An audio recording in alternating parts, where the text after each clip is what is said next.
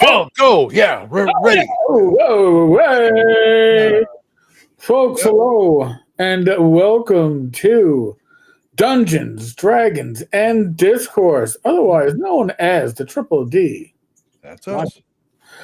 I am Eric Tenkar, your bartender in the OSR, and yes, the hat might be my future accompaniment on these shows. And with me, Makes him look snazzy. look, it makes me look half my age. So you're only 75 instead instead of 150.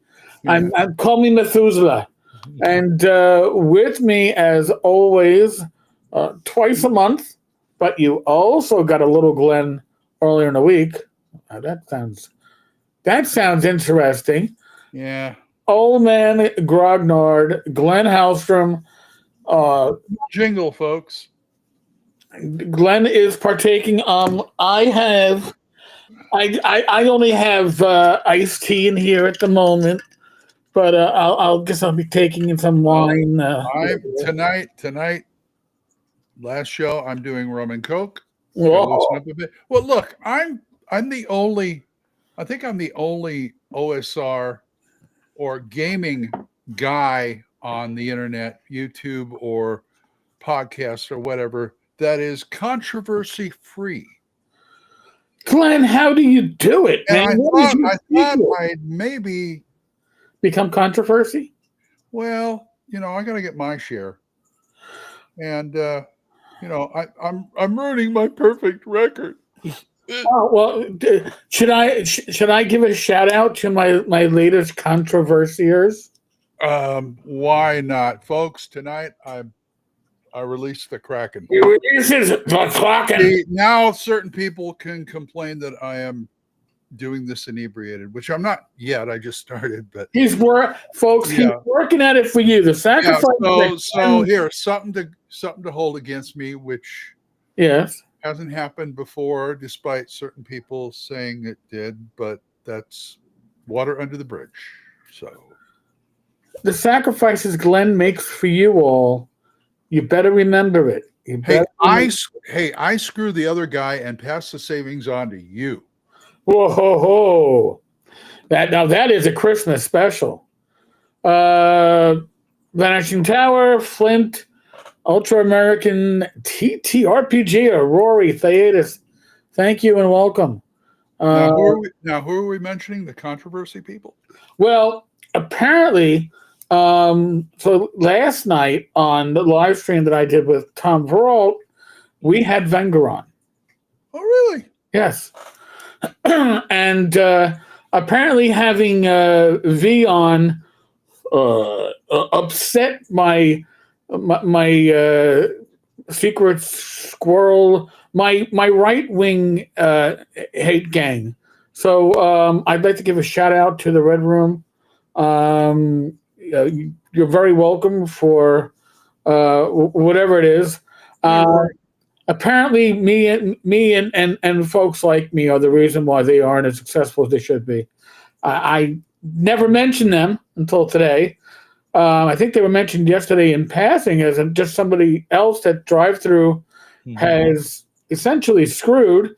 But it's this whole negative marketing thing that was an issue a couple of years ago, and Wenger stepped back from the negative marketing aspect for a large part, and the Red Room didn't. You can't fix stupid, so I mean I know the feeling. They've been trying to fix me for years. Although if they try and fix me, I'm probably going to punch them. Whoa, hey, no violence on my show. I'm not an animal. You don't fix me. You can't fix me. You can't snip me nuts. Oh, hey. What are you doing here? I was on the show Wednesday. I was on Talking Crip Random Party Generator. Now I know why I don't do that show so often. Why? Oh, I spent half the time going, dude, we had 10 hosts. I know. but it's happened before. I'm just saying. No, listen.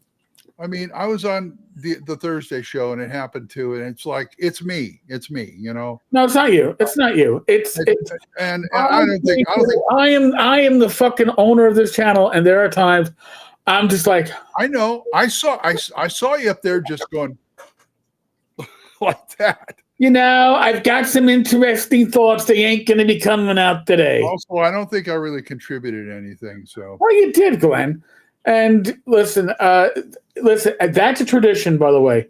The last Talking Crit of the year, and obviously, folks, there is no Talking Crit next Wednesday, because even though your host would probably find a way to get on and do a live stream, our families would reenact the crucifixion if we did so, and it's for things like marital bliss. It would not be beneficial.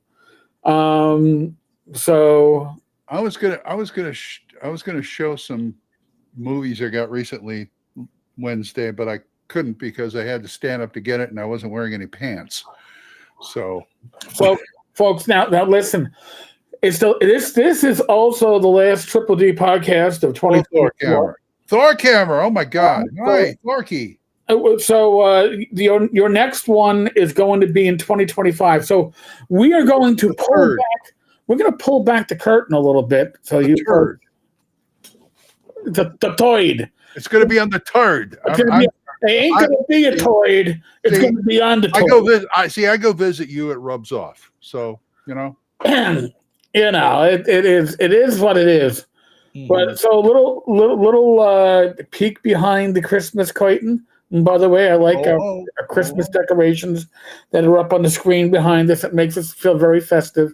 Did you do that? Restream allows this. So I was like, ooh, nice. So I'm starting to call that, every time I glance at it, and you give me the cue, the link, every time I glance at it, I'm going to start calling it restroom, because that's what I see. It says that's a restroom. Oh, Restream. Restream. Okay. It's like I can see the restroom part because of the stream. YouTube restroom. It's the privy. What do you want? It's the privy. So a little peek behind the curtains. Except when Glenn and I did this show in the same room in the Poconos, it's a safe bet when we're streaming from our own homes, at least one of us is not wearing pants. All right? Listen, it's not that I'm not wearing. I'm wearing underwears. Could this be like one of our? What are you going to give away if people can guess which one of us has pants on? Nothing. Nothing. No prize. What? I'm going to show my age. You can get your very own Marvel No Prize. If you know what a Marvel No Prize is, say so in the chat. Well, you're doing the 12 days of, Yes, we are doing it now. Just to clear things up, it's been a little busy, hectic on this end. Mm-hmm. So I have emails pending for day 1 and day 2. People have emailed me to claim their gifts, which is awesome. I'm hoping to get some responses out tomorrow. However, at 5 o'clock, damn, it's an early show. At 5 o'clock tomorrow, I will have to be at the Beacon Theater with Rach, because we are going to see, hello, everybody, Jerry Seinfeld, with the show about nothing. We're going to see a comedy about nothing for an hour. And so I thought it was later, so I wasn't going to do the Gamers Health tomorrow, but I think we can do Gamers Health, because I think we'll be home by 7. It's not going to take us 2 hours to get home from there's always Sunday. Mr. Gunn, I'm not going to stand up. It ain't going to happen. I'm not going to stand up. You're not going to show you a 10-foot pole? I'm not going to show. By the way, it's Tenkar's, Teknar's 9-foot pole. If you look in, I believe it's Barrow Maze, one of the magic items is inspired. Oh, that pole. That pole. It's only 9 feet, but you got to get it accurate. So, hey, actually, Glenn, I'm going to bounce something off you right now. So, if I'm numb, you probably would. Oh, boom, boom. All right, so right after GaryCon 2016, I'm sitting at the airport waiting to come back on that Monday morning or afternoon. Yeah. And I get a PM from none other than Frank Metzner.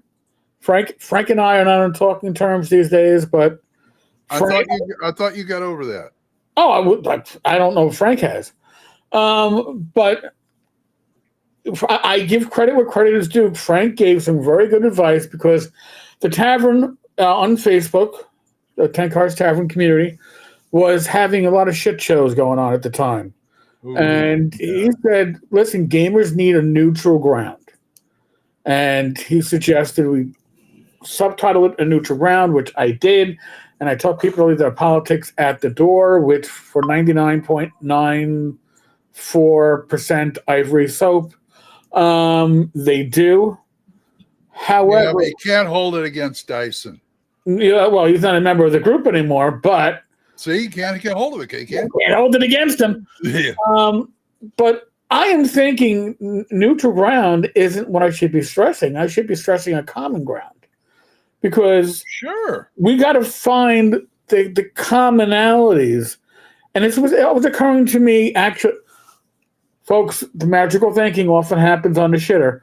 That was occurring to me earlier today. Mm-hmm. And I was like, because common ground means we are going to discuss what we have in common. All right. And we aren't, it doesn't mean free for all to discuss politics at all.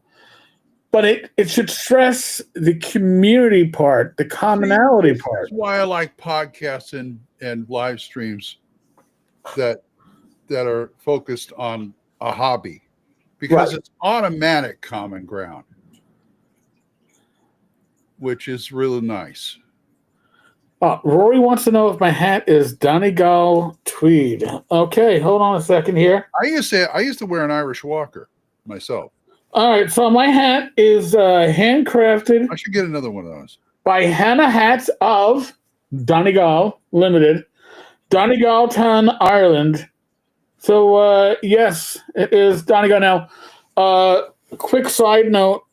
I've worked for a number of executive officers during my 20-year career in the NYPD, and one commanding officer, my captain when I was, for a part of my time when I was in the 401 precinct, Paulie was Irish, born in the States, raised in Ireland, came back to the States. When he became captain, he was the youngest captain in the NYPD. When he became a commanding officer, he was the youngest commanding officer in the history of the NYPD. And Paulie was a great inspiration for how to be a supervisor in the NYPD. And also allowed me to make jokes at his expense, like when I had to take him to a dinner. And he comes out wearing his horrible European dress shoes that looked like, I don't know. They looked like Dutch wooden shoes, but they weren't. They were just. And he's wearing a pink polka dot shirt. Sexy. Very sexy there. And he had a bit of an itis broke.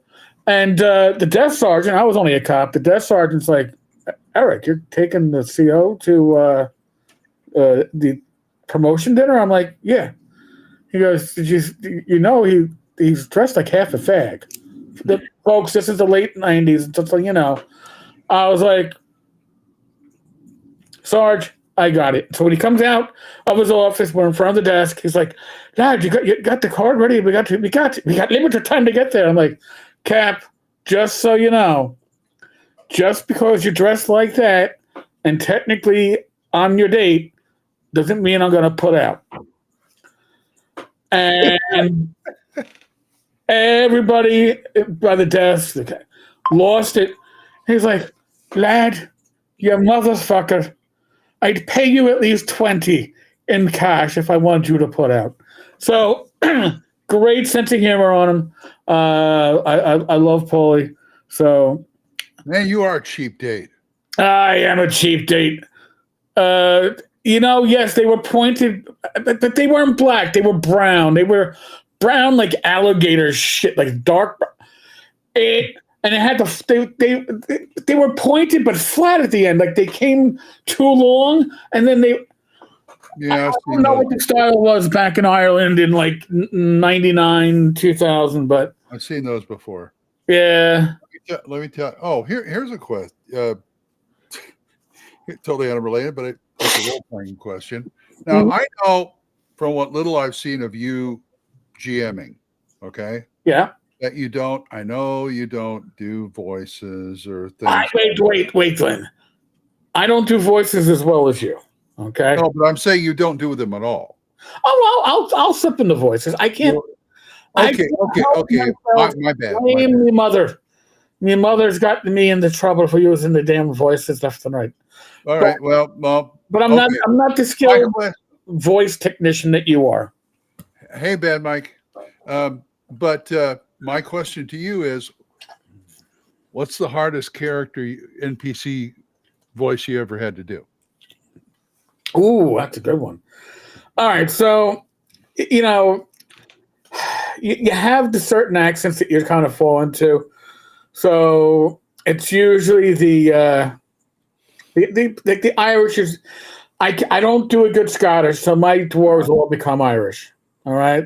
Okay. And not quite leprechaun. I had an Irish bartender that told me my fake brogue was good enough to sound like a cartoon leprechaun, which Bernie, God bless her, she was probably right. But so I don't turn on the Irish brogue a little bit there, and I've done the this was an old answer machine message from me from before I became a cop there. This is Eric O'Toole, and this week's discussion topic is lecherous lesbian leprechaun lovers. This is the figment of an overwrought, over-intoxicated Irish imagination, or something more sinister. Please leave your thoughts after the beep. And that was my answer machine message where I get telemarketers calling up, holy click, somebody else calling back from the office. But I used to occasionally, and then I always use the Indian accent, not American Indian, but the Indian accent. I know they wouldn't like these. Oh, hello. Who? Eric? No, Eric can't come to phone right now. No. He's busy preparing the sacred cow for a Hindus for Satan meeting. Hands are all bloodied, can't pick up phone. Please leave message. So I've used the Indian voice in some situations, but it's got to be an outlander. It's got to be somebody, it's like, you're not going to do that for the elf, the dwarf, the halfling. It's got to be. What's the hardest one you did?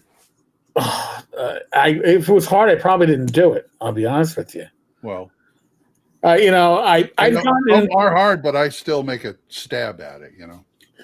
I mean, I got in trouble doing. I'm in New York City, folks. Born and raised.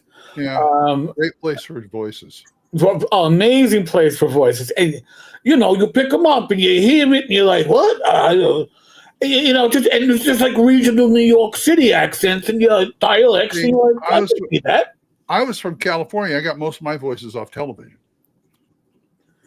So, But I mean, I got in trouble before I was a cop when I worked retail for slipping into a Yiddish accent, but I didn't even realize I was hearing it. And if you play with accents, and Glenn, I'm sure you're this way too, if you play with them enough, you become a bit of a sponge, and you start hearing it, and you kind of just clicks it on for you.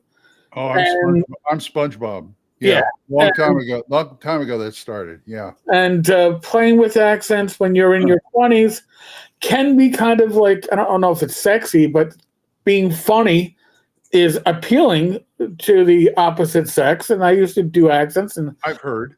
Yeah, you've heard. I've heard. And I slipped into the Yiddish accent, not realizing I slipped into it because I heard a woman talking with the Yiddish, and all I can say is when somebody calls you out for that shit, you always blame your mother. True. Because then your last name doesn't mean shit if you say, my mother's side of the family is from England. My mother's side of the family is Irish. My mother's side of the family is from. Then I have no excuse because I'm adopted. But that's why Rory says I don't sound Californian. I hope not. I've scrubbed my any kind of accent, native accent I had.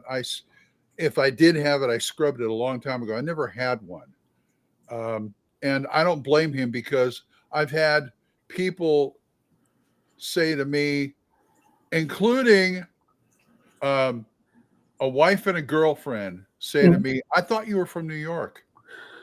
And I said, well, I mean, I can do New York, but how do you get it? I said, your attitude. I was about to say, your attitude. Your attitude is New York. Yeah. But the hardest one I did at the table was I ran a Hyperborea game that I'd written. And I kind of had at one point this Romeo and Juliet thing going with these two feuding families near each other on either side of this property, these farming families in one area. And they were they have the Celtics. Right. And so Celtic could be either Irish or Scottish. Right. So I did. When I had the patriarchs there arguing over the kids, I had one Scottish and one Irish, and I tried to keep track of them. And so I had, hey, you come over my land, you're gonna get this. I'll tell you right now. You try to come out of my land, I'm gonna get you a boom up with the boom, that kind of thing. And just trying to keep track of them was like a nightmare. When they were arguing back and forth, and that's the issue, right? When you're playing with more than one, it becomes so. What happened with me? So when I get into the Yiddish, it's kind of like Jackie Mason. Remember? So you're in the car. It's these newfangled cars. You turn the wheel left, the car goes right. I never understood it in the first place. What is it doing to me? I turn into a bit of a Jackie Mason, and I got the. Are you mocking me? What? No. Are you mocking me? I'm like, oh. What's funny is when I did Fiddler on the Roof, I played Laser Wolf, and they brought a dialect coach in there to teach him Hebrew, Yiddish, right? Not the Yiddish, but the Yiddish accent for Fiddler on the Roof. And I'm the only one they didn't bother with because it's like, yeah, they're Jewish, but they're also Russian. They're Russian Jews. So you've got to do it with a Russian accent. It's very easy to do Russian accent. And then you just lay over the Hebrew and says, yeah, it comes, whatever, that kind of thing. And I had I did my gravelly voice, and it's like the guy who played Reb Morkia, the tavern owner. He kept teasing me through the whole show. He says, when are you going to find Moose and Squirrel? Moose and Squirrel? Because I sounded like this. You find Moose and Squirrel, yes? I was doing my Boris Bedinov. The Karaki and Bullwinkle Moose and Squirrel is very bad. Yes. Yeah. Bad moose. I played a Russian dwarf one time. I got so bored with all the dwarves being Scottish, so I played a Russian dwarf in one game. That was fun. I could see that. That might be very beneficial. Right? Yeah, he had a beard that cut straight. He had the not the mohawk, but the crew cut, and like a good Russian boy would do. Just don't call me Stumpy. Yeah. I don't like to be called Stumpy. До свидания. Yeah. So. And what's funny? I'm going to bore you with some theater stuff here. Every show I've done that takes place in France, the first thing that the director will say was, nobody use a French accent.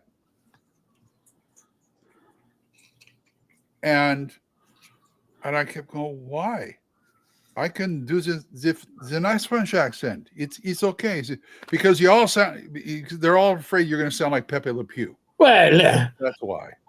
So when I worked at the department store, I worked with a fearless leader wants you to eliminate moose. Yeah, and I worked with moose. Bet it up. I worked yes, fearless leader. Yeah, I worked with a Frenchman, Al Fabergé, like the egg, and I still remember I'm working in electronics. It's like my second day out of training, and it's just me and Al that evening. And Al, starts walking off. And I'm like, Al, where are you going? Eric, I have to pee, Eric. I have to pee. I'm like, this guy's a fucking loon. I'm like, Al, you gotta go. All right, thank you, Eric, thank you. Oh, by the way, 5 minutes. I'm like, dude, you gotta go. He gets to the escalator, to the top of the escalator. 10 minutes. I'm like, yeah, Al, whatever. As he's going down, you want any coffee, tea? I'm like, he wasn't going to the bathroom. This guy's going for a late night snack. But I was like, Al was the Frenchman with the bushy mustache and the whitey hair, and always he had his wife he was in his like upper 60s. He had his wife and his girlfriend called on the phone. And it's like, dude, how do you have a mistress in your 60s? That's a young man's game. Oh, oui, poo, caca. By the way, Tammy here says, reason I don't let people use accents is to prevent people from displaying bad accents and then other people picking up. I understand, totally understand. But try and not to get me do an accent. Oh, yeah. I mean, okay, I was fortunate in the shows that took place in France that were French. I was usually playing the only American. So that was okay. But, if I'm going to do something like A Christmas Carol, Sense and Sensibility, both of which I did, I'm going to be British.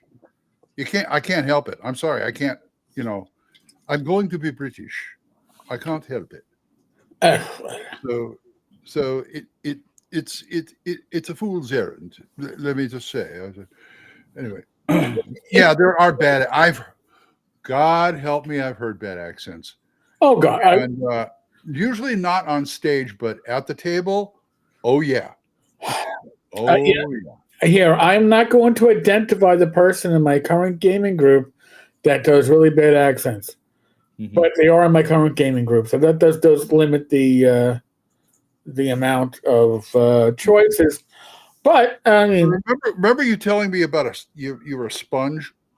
Mm-hmm. I remember one time I was working on a float for a homecoming when I was in high school, and my theater group got to work on the float for the homecoming parade, and it was over at this one guy's house that in the theater department, and his mother came out to give us some drinks and stuff, and she's from down south. And she's, hey, I made y'all some lemonade over here. And the first thing I do is, well, thank you. Thank you very much. I mean, I immediately picked up on it. I couldn't help it. You want some sweet tea? Somebody was asking me. Wait a minute. Somebody was asking me about a game. No, I didn't. That's all. I can't scroll back. So, do you remember what game was it about? Do you remember? I don't. He says, I know I've asked him. Have you reviewed? There it is. Bard Games Arcanium. No, I haven't. I'm not. Forgive me. I'm not even aware of it. This may have something to do with it, but forgive Glenn. He knows what he does, and he knows not what he does, depending on the time of day. Something like that. Bad accent equal bad mic. I love it. Although I wouldn't hold that against Bad Mike. So, what's this? What are we doing for 22? We're wrapping up 2024 here, right? We're wrapping up 2024. I got to say, I look back on the last year for this channel overall, and our Friday nights in particular, and I am very excited and very thrilled. It used to be that if Glenn and I were doing a live stream on a Friday night, and it's a Friday night, folks, by the way. I'm going to put this in perspective for you. You can tell our audience there's a bunch of old fucks because we're home on a Friday night. Okay. So is that our new title, old fuck D&D? I don't know. Hey, look, I cussed. Oh God. But I have a feeling I should drink every live stream. You can't drink every live stream, Glenn. There'd be no more to you. Must be the holidays. Anyway, you were saying 2024. So 2024, figure we have increased the subscribers, but not only that, we've increased our live stream audience, which I find to be very exciting because these are the people that we get to interact with. These are, I know there are people that are very loath to say things like, the gaming community, the OSR community. Well, fuck all that shit. The tavern, as I like to call it, certainly has a community. And these live streams are our gift to you. It allows you to chat with others. I mean, listen, I thought it was to keep me off the streets. Well, somebody's got to keep you off the streets or off the floor, Glenn. I'll be there soon enough. Yeah. We don't want to peel you off the floor. What are you drinking again? All I got in here is some raspberry iced tea. Sounds delicious. It actually is. It's a Lipton. It is their instant iced tea. You make it by the pitcher, and it tastes, in my opinion, better than Snapple. And it's got really, I haven't seen that in the store. I'll have to look for it. I don't know if we have it out here in the Midwest. I usually just order it from Amazon every once in a while. Oh, okay. It makes it easier. I usually get Country Time half and half, which is I have a pitcher of Arnold Palmer in the fridge, and that's what I like to drink if I'm not drinking soda. Arnold Palmer, yes. Yes.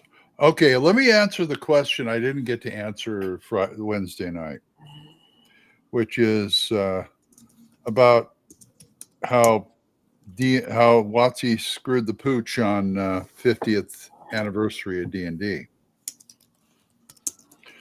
Well, I'm still kind of PO'd about the OSR debacle, but I'm glad that got cleared up. I'm just trying to be ever vigilant about it in case they try that stuff again. And and then they had that summit where they were just basically kissing butt to God. And then the cherry on top was the frickin' intro to Peterson's book about the making of D&D.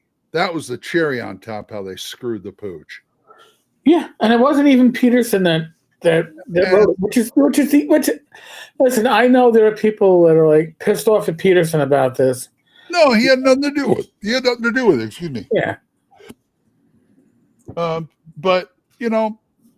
it's like, what do you? Okay, the Dungeons and Dragons is 50 years old. Let's get rid of all the people who made it. Who never mind. Just focus on us.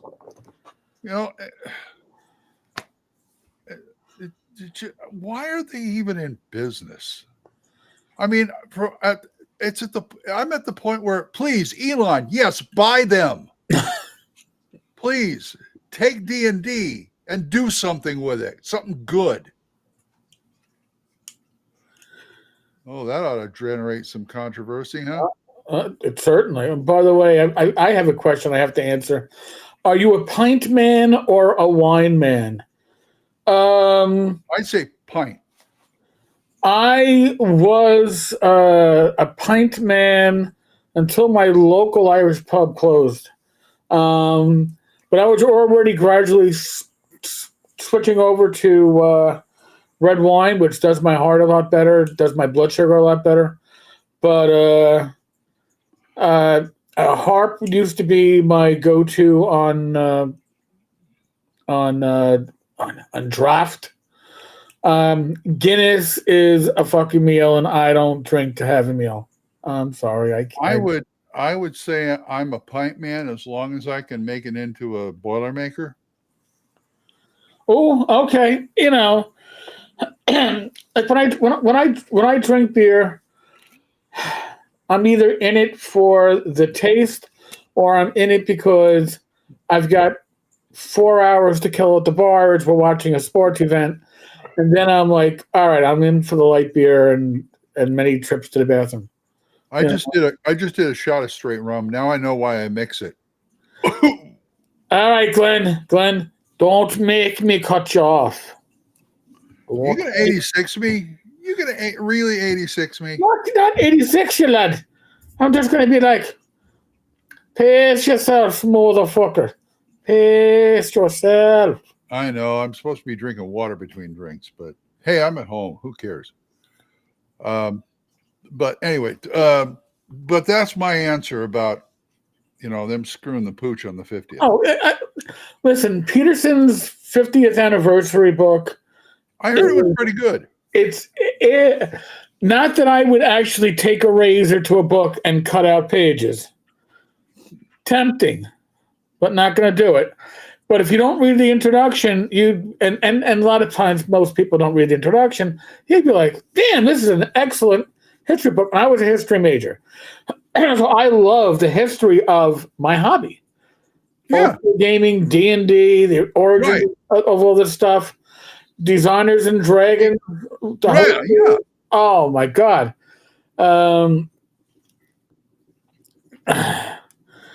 Yeah, no. Drinking 10 pints on a Friday night is not good for your blood sugar, nor your weight. Especially I understand what you're saying, Eric, because I mean, all these movies up here, I like them a lot because they've got a lot of like documentaries on how they make it and the commentary and stuff. Becky's opposite. She said, "Just let me watch the movie. I don't care how they made it. I don't want to know. I don't want the magic to be spoiled." And it's like, okay, that's your thing. That's my thing. And I like, behind the scenes stuff. Right. And that the gaming stuff is no exception. I want to know how the sausage is made. Yeah. Now, I literally don't want to know. Stop you from eating hot dogs. Yeah. I literally don't want to know how the sausage I'm going to actually eat is made for the most part. You can keep that knowledge to yourself.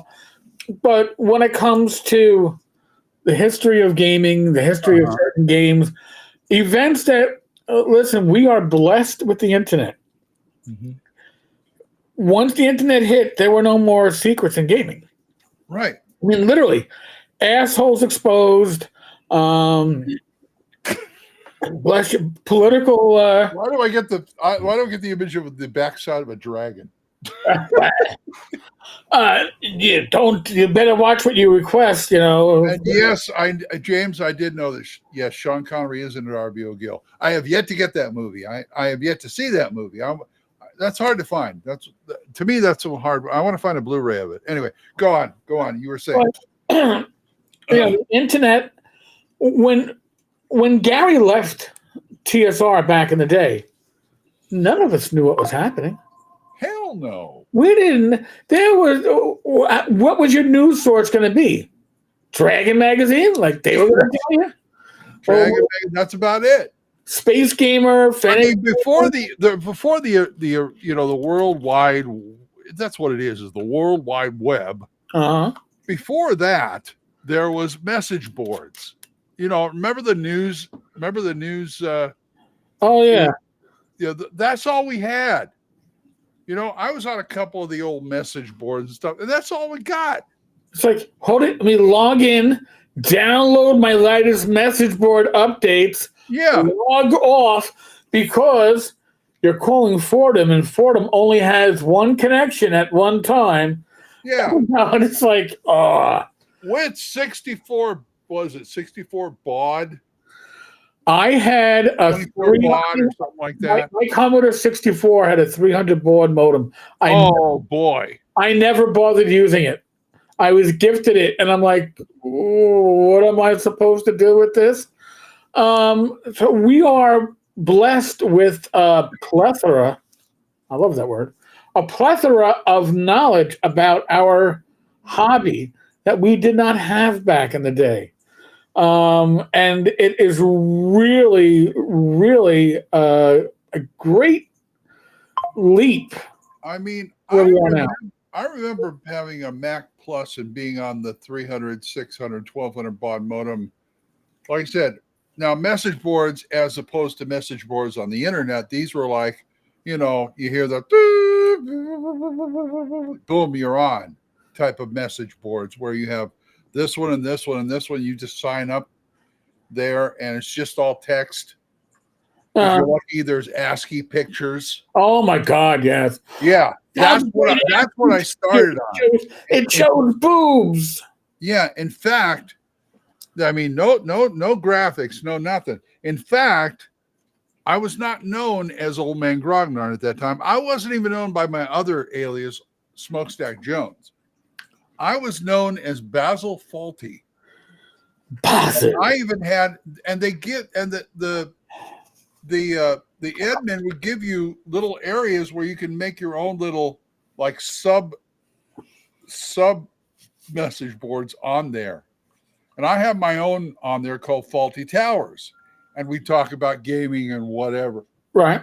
And that's what I remember.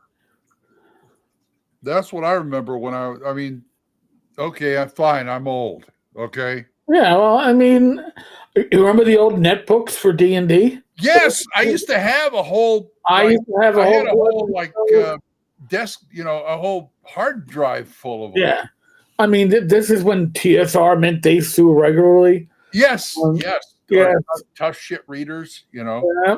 I mean, folks. You know, and once again, we had somebody named Williams running the place. Yes. But she was the heir to the Buck Rogers IP. That's why we got the Buck Rogers RPG and the Buck Rogers. Outstanding warrant for Basil. They'll never find me. There you go. Wow. Oh my God. So, I mean, the era that we are in as gamers. Usenet. That's it. I'm sorry. God, right. Yeah, Usenet. Usenet. That's it. But that was the Usenet was log in, log out, just like AOL was, you know, for the most part. Because until it went into AOL, but yeah, I remember AOL. Yeah, and I mean, back in the late '90s, I dated a girl briefly who was a customer service rep for Prodigy. Really? She had one of the early work from home jobs. Oh man! I was like, shit. Nice. I mean, think about the future is yours. That was oh my God, nearly 30 years ago. I am beginning to feel very fucking old. Tenkar, all my ancestors did 15 hours of labor a day and drank 10 pints. I work in an office and still drink 10 pints. And it's I keep thinking of the what's that sketch from Monty Python? Yeah. I remember going, you know, these kids today have it all easy. Yeah. So when I was you tell that kids today, they won't believe you.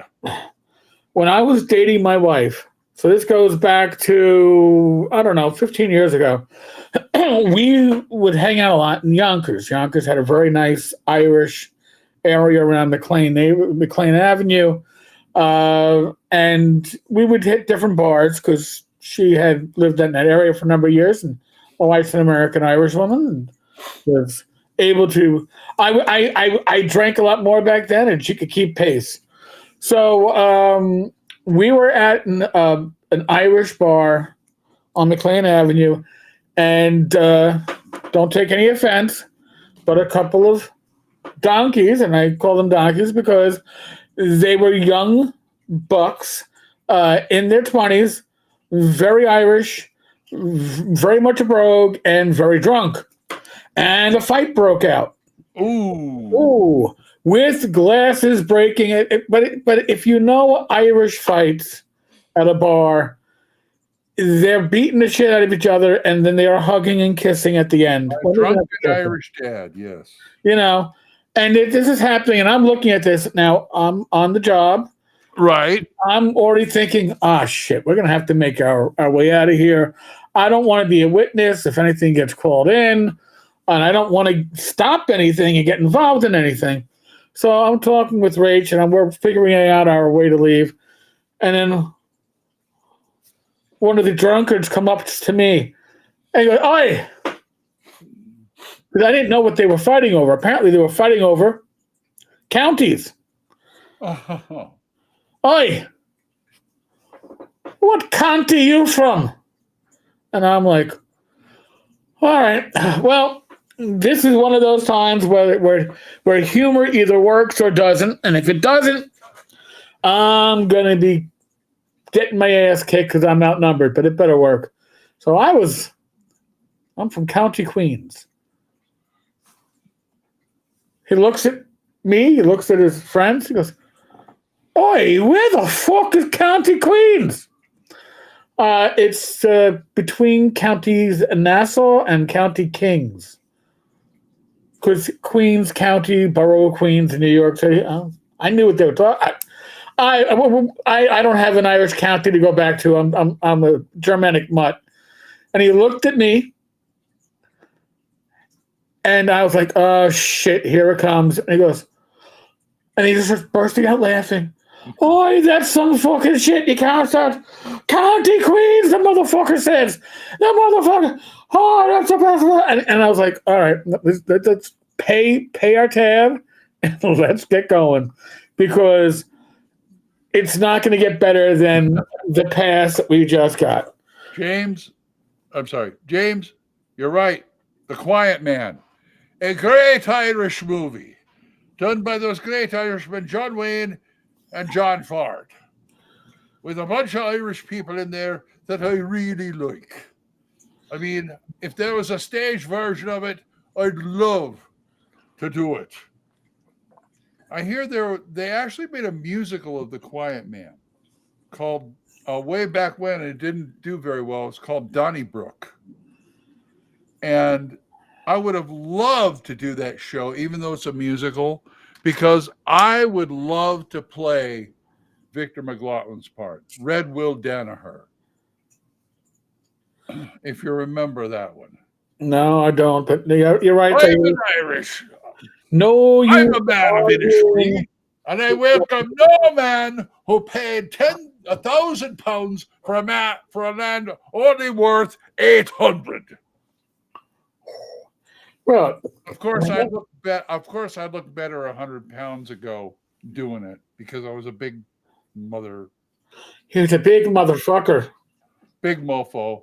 I mean, I had it all in my head. I wanted to, if I would direct it, I had it all in my head. The big fight at the end, I was going to go all through the theater, through the aisles and stuff, where John Wayne and him were just beating the crap out of each other, going all the way through the theater and back onto stage. But that's my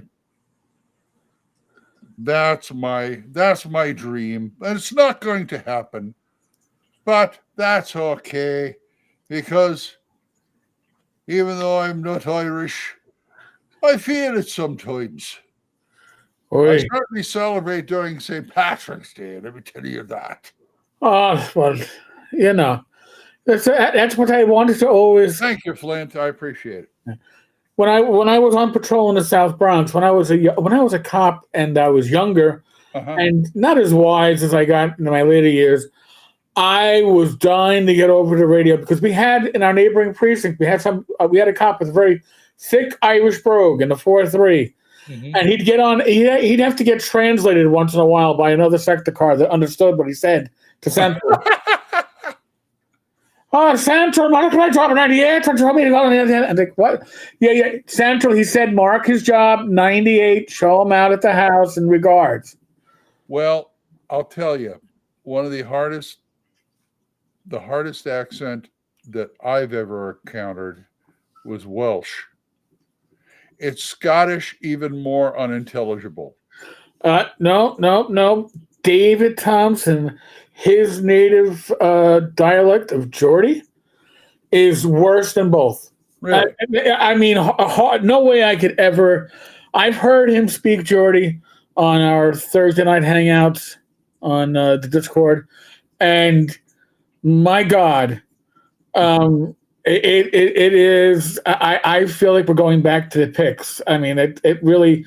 I barely see the resemblance to English. Not a bad thing, but it's like, holy shit. My accent, Geordie. Yes, Dave. It's amazing. But by the way, the only other difficult accent I have, which I still try, is Cajun. Because you have to blend the Southern accent with a little bit of French. Oh, yeah. And that's a bit of an effort, but I still try it because I love the accent. I can't. I don't even bother trying to. Y'all got to do this, and every once in a while you got to throw in a French word like that. Oh, yeah. Yeah, and it gets a little challenging. Let me put it this way. By the way, Dave, you'll relate to this. When Trump won the election, and they put there was one poster where he was talking, and they put a sign up that said "Trump will fix it." I don't think they should have put that up there. Trump will fix it reminds me too much of Jimmy Savile. Jim will fix it. Look up Jimmy Savile. He was like pedophile and all that other stuff. And he was kind of, I think of him as the British version of Bill Cosby about doing all that kind of crap. Only he died before they found out about him, or they really caught him. They really called him out on it. But yeah, they put Trump will fix it. I said, don't put Trump will fix it. No. Don't do that. Yeah, a show called Jim will fix it. Anyway, anyway. So go on. 2024. All right. 2024. So Tom, here's the 2024. So Tom, isn't there a German colony in Argentina originally, SS men? So I am a rookie sergeant in the 2-6 precinct, and I am doing roll call, and I'm trying to pronounce the Spanish names and the other ethnic names properly, and I see Villejas, Eric Villejas. Okay, big, hulking, blonde. I'm like, okay. So I go, Villejas, and I hear Villegas.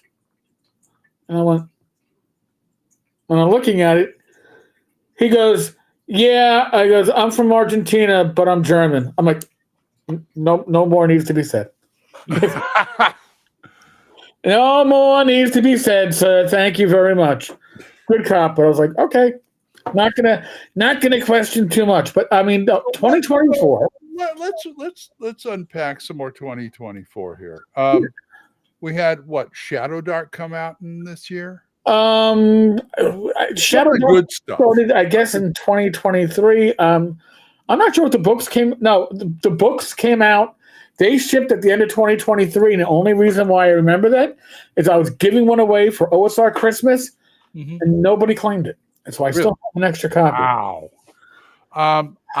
I'm not going to say anything against it because I'm sure it's a great system, but it does have the taint of 5th edition on it. It's a very light taint. I mean, here, I'm saying that because like Mythgarther is like adapted from 5th edition, so I really can't say much about right. that because I like Mythgarther, but at the same time, Well, here, I'll make a comparison for you. okay. DCC RPG is to 3rd edition as Shadow Dark is to 5th edition. Okay. All right. Yep. I'm ambivalent on DCC, but I can understand your point. It is. The reason the engine may be 3rd edition and the engine may be 5th edition, but the chassis, the body, the rebuild, and all that other stuff makes it look like a classic, and I'm okay with that. I really am. I was hoping, going back to DCC, I was hoping Mr. Goodman had not gone back to 3rd edition and done something else, because I really don't like 3rd. It took me a while, but I don't like 3rd edition. Well, I know DCC steps pretty far away from. On a plus side, DCC is very gonzo. Yes, and I wouldn't mind using some of the stuff they have in there for a game, because I'm all about the gonzo. I mean, I like Gamma World, I like Mutant Future, I like Carcosa. So I don't mind that kind of stuff, but I don't know if I could play a regular campaign of it. Well, I mean, here's the thing. The complaint that I've seen with DCC from my own gaming group when I ran it, oh my God, probably 10 years ago, was the wackiness, the vagaries, the randomness of the spell system, right? I mean, it is, it can go all the way one or the other. Well, guess what? Shadow Dark has a different way, but just as swingy. You're all in, or you got nothing. You fail your check. You got spelled. I know it's pretty deadly. Yeah, but I'm used to deadly in like BX and stuff like that. Which you can come around. That pushes it all the way further. Well, it's a random deadliness, right? Because if the rolls are going in your favor, you are a death machine with your spells until you no longer have them because they are. Right. But I do appreciate some of the stuff they do. And by the way, what did he say? I hate 3rd edition tabletop tap room. Yep. I don't blame you. I really don't blame you. Well, here I'm going to say this. By the way, so was I supposed to get a gangbusters like preview copy type thing? Anyway, go on about DCC. Anyway, DCC. Well, I'm not about 3rd edition right now. 3rd edition is not a system I'm happy with, not a system that I play, but it has but without 3rd edition, you don't have the success that the OSR has, because the OSR is built off 3. No, that's the thing about it. It's a like-hate relationship with me, because I played enough 3rd edition to know I don't care for it, but at the same time, what it did for the hobby and the OSR, I really appreciate. I really do. I just don't want to. I don't want to deal with it anymore. I've GM'd it too much where I don't want to. It's just too much paperwork. I mean, swear to God, it's D&D for bureaucrats. It's for D&D for pencil pushers. I came up with a D&D, a D20 thug sheet, which I called it. You could list the stats for like, I think 5 or 10 minions, and it had all the 6 stats and the DC and the saving throw and stuff like that. And I looked at it and I sent it out there and people liked it, but I looked at it and I go, why do I need all this crap? Why do I need all these stats for frickin' minions? I don't. And that's when I started looking at third edition. I'm going, no, I can't do this. No, I'm going to go back to second or for even first or even basic. I'm going to go back to those guys. And then fourth edition came out, and I totally didn't like it. So, there you go. I mean, the trade paperbacks of 4E were an improvement, but they weren't enough to save it. I mean, it was. I could not. I had a chance to buy. It was like $20. I had a chance to buy the. They had the. The small version, right? The pocket version of that, and I looked at it, and I just couldn't do it. I just couldn't plunk down the money for it because it's like, no, I just don't like it. And to me, the OSR stops at second edition. Now, I'm not talking about any other game like Call of Cthulhu or Champions I gotcha. or Rune Quest or anything. Those to me are all OSR. They're all OSR. But to me, OSR stops at second edition because that was the last time D&D was the D&D I know. Right. And when Glen's saying second edition, he's not talking 2.5. No. Well, skills and powers and all that stuff. I'm not talking about skills and powers and all that. I mean, I'll even let in all the splat books, but that's it. I've got here on the shelf. I've got like a lot of 2E stuff. I mean, I've got the friggin' Encyclopedia Magica, which is gold to me. Oh God, yes. That is gold. I don't care what edition you're using. That's freaking gold. But that's where I draw the line. That's where I draw the line in the sand. Okay? That's where it is. But where were we? 2024. 2024 hours. 2024. I want to be sedated.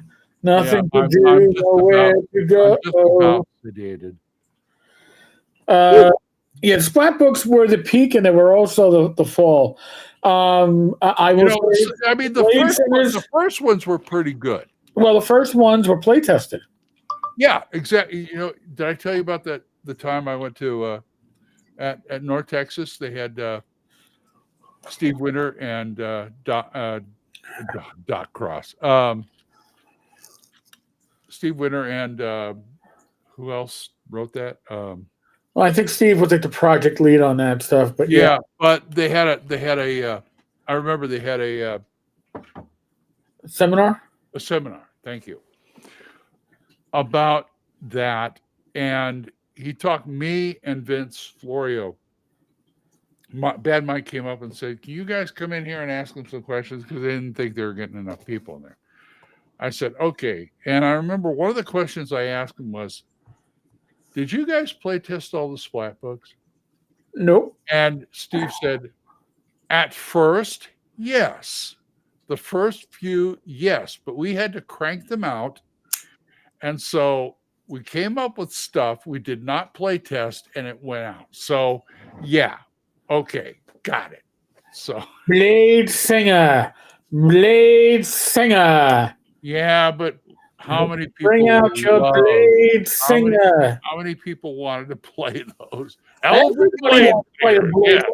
Yeah. Listen, and here's this goes. If you're going to design an RPG, do not balance out in-game powers and effects with role play hindrances or whatever. Like, well, you can never retreat from battle. That's going to be fucking forgotten at the wayside.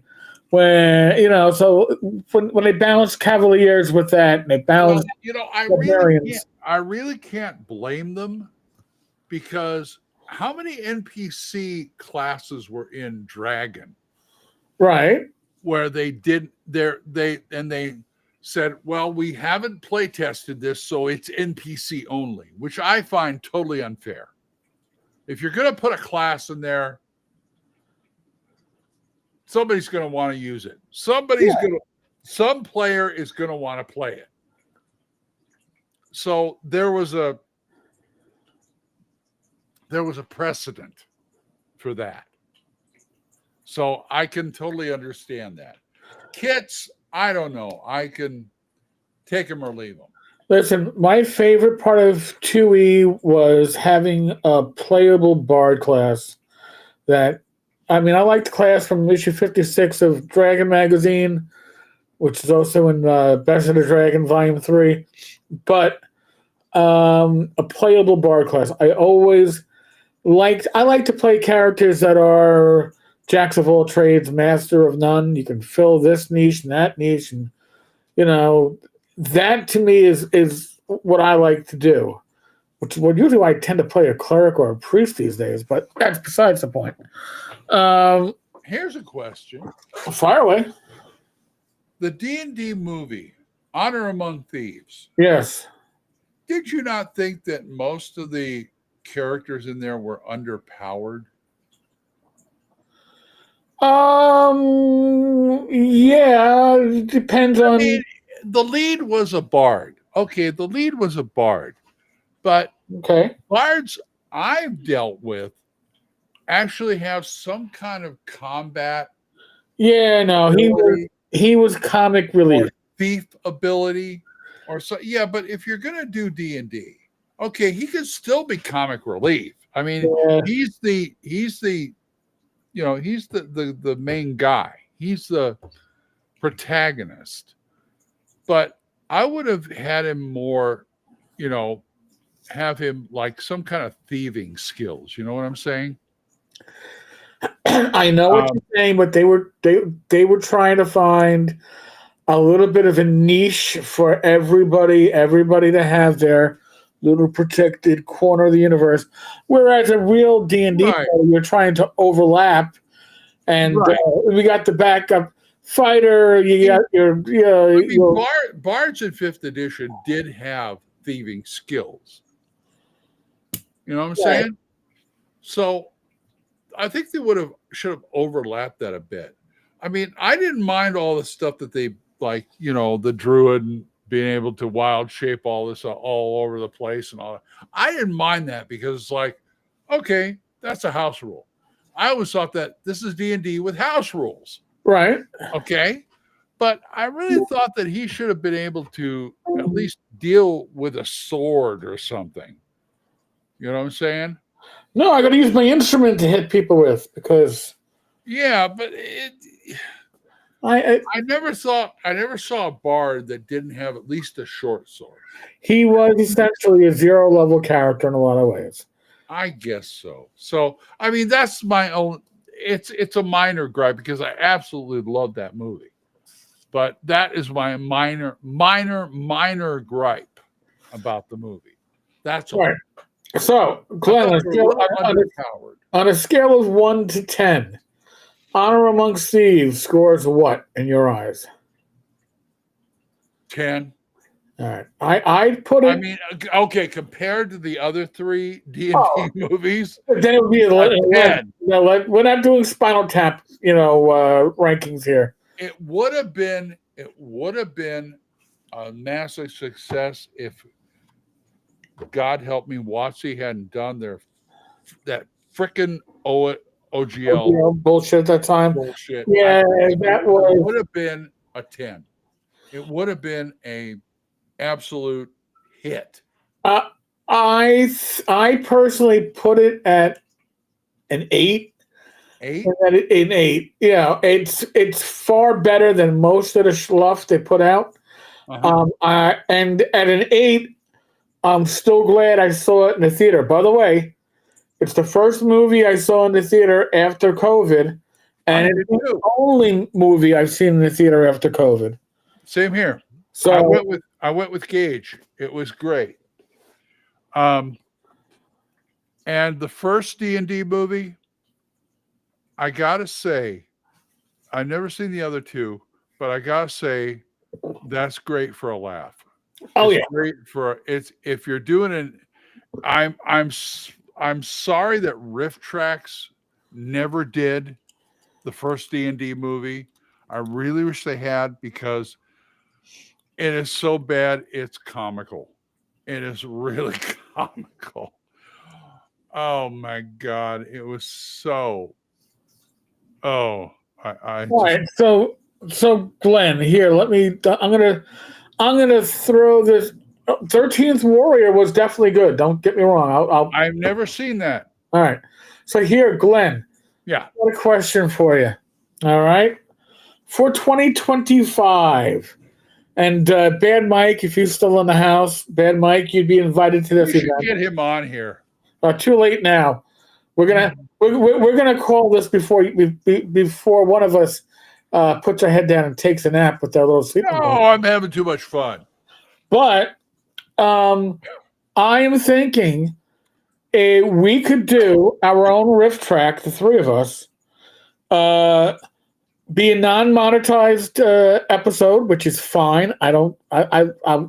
So we should be able to put up the live stream with, I don't know, whatever movie we want to riff on. It could be Hawk the Slayer. It could be the first D&D movie. And just play it along and riff on it. And let the chips fall where they may. Like I said, I wouldn't monetize it. If folks wanted to throw money into the till and leave a tip for your bartenders, that would be fine. But I think we could have a blast doing that on a special Friday night. I think so too. If we don't do the first D&D movie, my vote would be Krull. Okay, because they're also Krull is unbelievable. It's good, but it's bad. I don't understand how it does it. You don't want to do Lady Hawk? I'm joking. I liked Lady Hawk when it came out, because it was the only movie that I saw of its like when it came out. But I don't think Lady Hawk has aged very well. It's just a weird ass movie. It's just a weird ass movie. Deathstalker, Ator, Ator. Oh, the Blade Master, the one that MST3K did. Yeah. Wizards of the Lost Empire. There's some good bad stuff. Yes. Never seen that. For it. All right. So, Mike, I will start planning this out. The Sword and the Sorcerer. Oh yeah. Well, that actually might be too good a movie for. We want to do the ones that we can't help but make bad jokes at. Yeah, that's why the first D&D movie are Krull. Yeah. Yeah. Yep. Oh my God.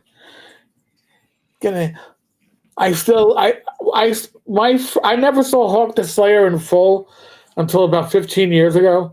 I have never seen it. I have a hard time finding it. You can't. All right. So, because Hawk the Slayer. I'm sure I could probably go on Amazon and order it. Right. But then again, I'm still trying to see them up at Christmas Carol. Hawk the Slayer used to always be on late at night, so I'd be flipping channels and I'd I remember seeing it a long time ago. But I can't recall it. So it might be worth a watch again. All right, so it is, believe it or not,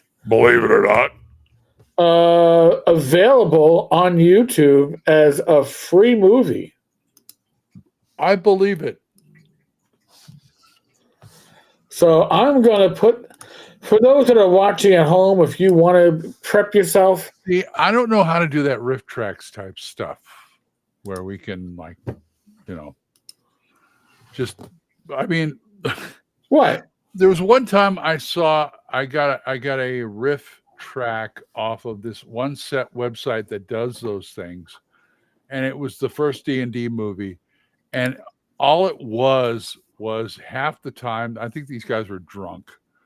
And half the time it was like, I hate this effing movie. It's like, yeah, that helps. Right. Yeah, the Barbarians is a good one.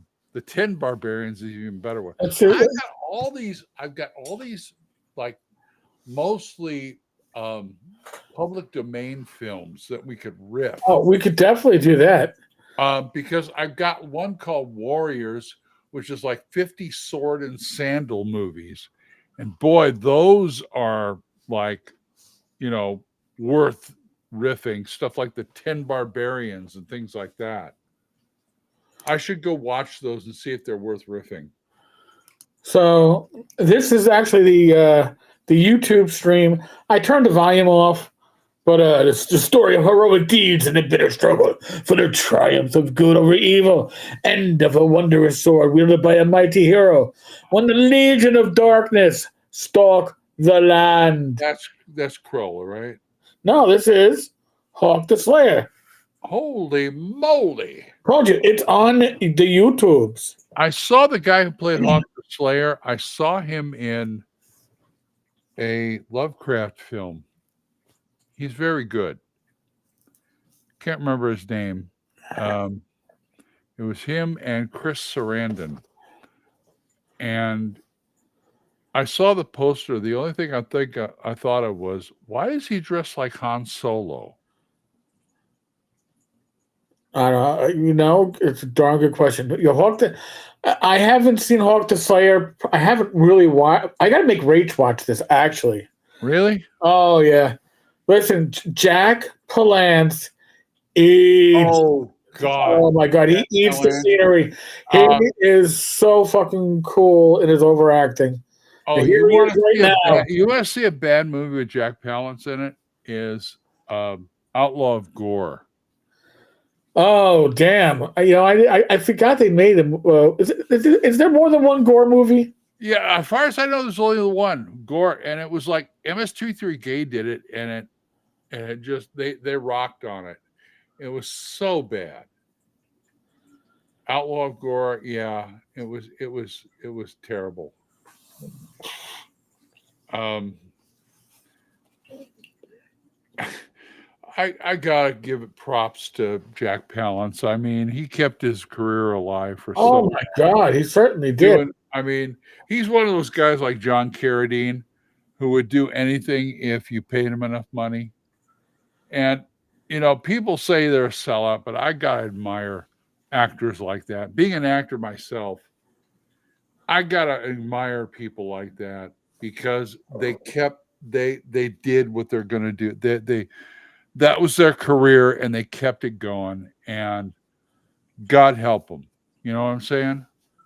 I mean, okay, you can kill the movie now. They will kill the movie, Glenn. John Carradine, believe it or not, John Carradine had a Shakespeare company that would do stage plays of Shakespeare with him and his wife, and he would finance it by doing any movie that would pay his price. It was like Orson Welles. That's how he would find his Shakespeare company. He was financed the Shakespeare company. And I've got to give him props for that. Really. But yeah, Outlaw of Gore would be a good one. All right. Well, we'll have to put together. Maybe we'll put together a list and we'll do a survey and see what movie our okay. Let's lead this back to role play. This isn't role play. Anybody who's seen these terrible movies, and I got a whole shelf of them up here. Anybody who's seen terrible movies that they've actually used in role-playing games? Because sometimes bad movies are the best fodder for role-playing. I mean, I swear to God. I mean, that one Hyperborea scenario I was talking about with the Irish and the Scottish people, that was based on a spaghetti western I saw. And I looked at it and go, this is great. I could use this story. Absolutely. You know what I'm saying? I got you. Thing is, I've never really stolen from a movie. You should. Not to my knowledge. You should. You really should. It's great. It's great. It's great fodder. It's great fodder for plot hooks for adventures. It's great stuff. I've taken Rio Bravo and done it at least twice. Once in D&D and once in GURPS Fantasy. Okay. You know, for some reason, Westerns work out the greatest. But that's American fantasy, really. When you think about it, that's our mythology. Yeah, there was one spaghetti Western called what was it? Something the something and the Winchester. But I can't remember the name, but it was basically Treasure Island out west. Okay. And it worked. So that made me thinking, like, okay, they can get this to work. Why can't I get other things to work from movies? You know what I'm saying? Fair enough. Yeah. That's one of the reasons why I'm a movie buff. You know, I've got a lot of stuff here that I can draw from. And, you know, if you're a book fiend or a radio fiend or a, you know, draw from what you know. Right. That's what I'm saying. Draw from what you know, because there are only 36 original plots in the universe, in the world, and they're all variations on that. Okay. And to me, Westerns are one of the best. I could see like The Searchers become a fantasy adventure, or any adventure for that matter, because you're looking for a girl, you know, you're trying to save her, but in the meantime, you can run across other crap that you have to deal with, other adventures you have to deal with. Right. A lot of people don't understand that most role-playing games are not based on like an epic adventure. It's a TV series. You come up with a basic premise and then you work it. You know, adventure by adventure. And that's what keeps it going. You may have an overarching, you know, story arc. But at the same time, within that story arc, you've got all these other things that you're good. One thing I'm going to draw on a TV series that nobody remembers because I'm old. Oh. But what I'm saying is there was a TV series called The Guns of Will Sonnet. Yeah. And it starred Walter Brennan and a young kid. And basically they were looking for the kid's father, who was he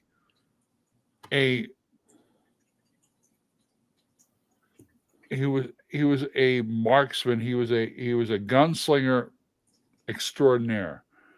And the kid is his, you know, Walter Brennan's his grandfather, and they're looking for his son. And they have adventures along the way. That's what you have to think about when you're doing a campaign. You have an overarching story, but you got adventures along the way. That's why I came up with the cattle drive idea of D&D, because you're trying to drive 200 head of cattle. Well, actually, the characters aren't, but the NPCs that hired them are. But the NPCs are troubleshooters to pave the way for these cattle to come through to their where they're supposed to go, where the guy bought them, right? You can have any kind of, you know, adventure along the way. That's what you should think about, because I made it so that the player characters, the group, would be like 1 week ahead of the cattle drive. Okay. They're supposed to clear the way so they can get these cattle through. And these are the adventures that the characters have to deal with. And they have to deal with it, but they also got a time limit because they know the cattle are a week out. So they got like 7 days or more to deal with this problem. And whatever they deal with, they have to deal with. Okay. This is the kind of campaign that really works for me. I don't know about you, but it really works for me. What do you think? It could work for me, but I've been thinking about the next campaign that I'm going to run, and I think that I'm going to stick away from overarching plot because I want the players to drive the story, right, and not have an overarching plot. So I think the first couple of adventures, this is just me spitballing, are going to be more or less episodic, where all right, that's fine. I'm going to drop possible hints for whatever else, and then they decide what they're going to do with it. That's just because I've been in a campaign where there's an overarching storyline with lots of threads, and I find it overwhelming as a player. And that's just me. I've since I had chemo from cancer about 16 years ago. My brain is wired differently, so I went from reading a book a week minimum to a book a year maybe. So, but I'm more creative. So there's an inability for me to focus and concentrate on certain things. So I think that's I hear you. My campaigns are gonna have to be more in the moment and less about the overarching threads, I guess. Well, I can understand that, but the point is you should have a premise. Let me go back to my Mutant Future campaign. I have a premise. I have Trader Joe, or whatever the hell his name is, that hires the PCs to go out and find this stuff. He gives them all the resources they need, truck, whatever, but they have to go out and get this stuff. Now that's an open-ended premise right there. It doesn't have to be an overarching premise. Okay.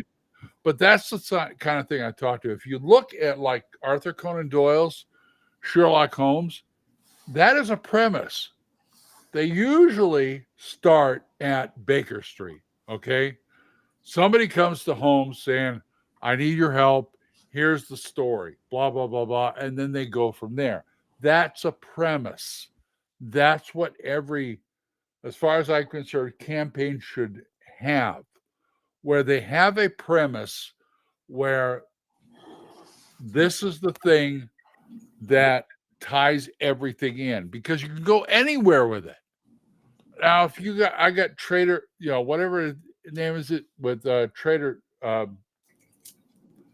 Mutant Future or Gamma World or whatever, they're going to go out and find this stuff. You don't know what the hell's going to happen, but they're there to do something. And that's the thing. A premise to me is the campaign right there. Okay. Because you can do anything with it. You can do anything with it. You know what I'm saying? No, I got what you're saying. I just don't see the same need to necessarily stress it. Well, it's like you got a beginning, but the ending is whatever you want to be. No, I know, but I don't even know if you need to throw the beginning in at the beginning. It's like, I am more of an improv DM anyway, so I like to roll with less to create more. But You know, I like to have a start, but after that, I can improv whatever the hell I want. You can go anywhere with that. Anywhere. That's all I'm saying. I got you. Okay. Well, I mean, I'm trying. It's kind of a.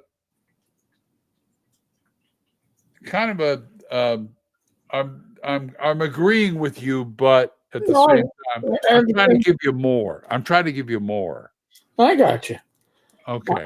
I think we have reached the natural point. We're at an hour. We started on time, by the way, folks. So don't get spoiled by that. We've been doing that on most of these live streams. We've been starting on time. Don't get spoiled. It's not going to be. I'm not even done. We're done. I'm not done. We haven't talked about 2024, have we? We have, and everything else. We're done. Shit. We're done, man. We're not done. We're done. I still got half a bottle left. Hey, that's why you're done. Okay, your bartender is what you do behind your closed doors is up to you, but your bartender is telling you can't do it here. Are you cutting me off? Yes. Oh, out of pure love, my friend. Out of pure love. Thor Cameron says, didn't Dragonlance try that? That's possible. I don't know. I've never read Dragonlance. Dragonlance was that was a railroad. It is the definition of being on rails. Good books for the time. I enjoyed them.